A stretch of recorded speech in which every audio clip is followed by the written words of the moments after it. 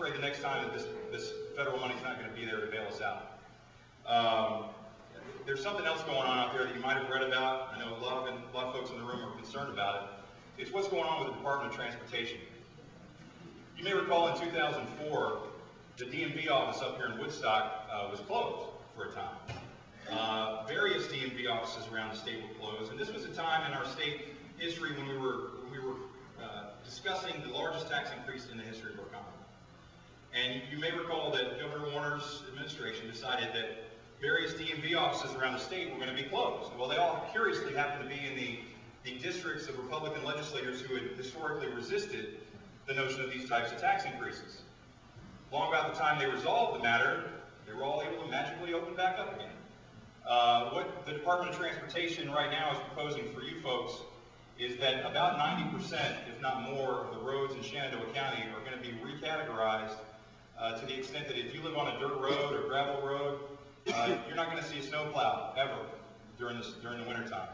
VDOT reserves the right to close your road for the duration of the winter season. And that's right out of the VDOT revised guidelines that they're proposing right now.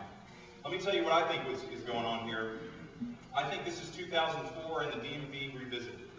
The issue of raising taxes for transportation has been an issue for many years now.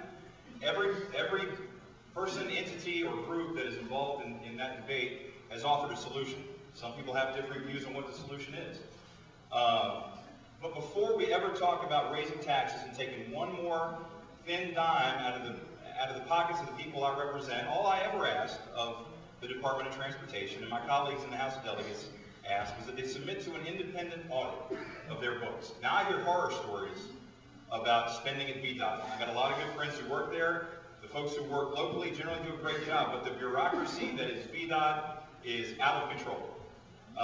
This is a group that just sent people on buses to the inauguration and spent $1 million of your tax money to do it.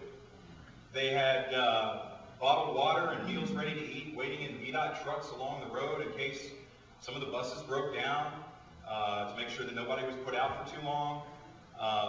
You hear the stories of the waste. You know about the orange trucks that are now painted white and miles of good fence that they tear down to put up new fence all the time.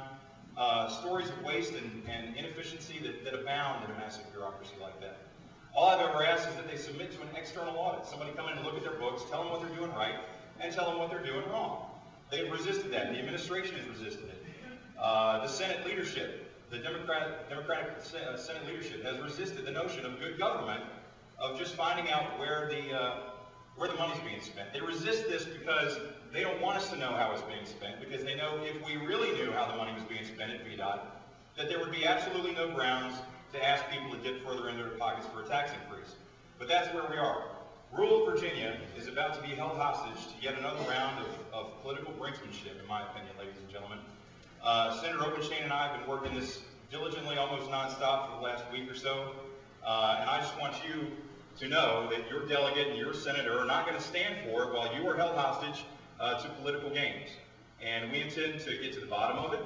We intend to put a stop to it. So look for that in the coming days. Ladies and gentlemen, I don't want to take too much more time. I could go on and on about what went on in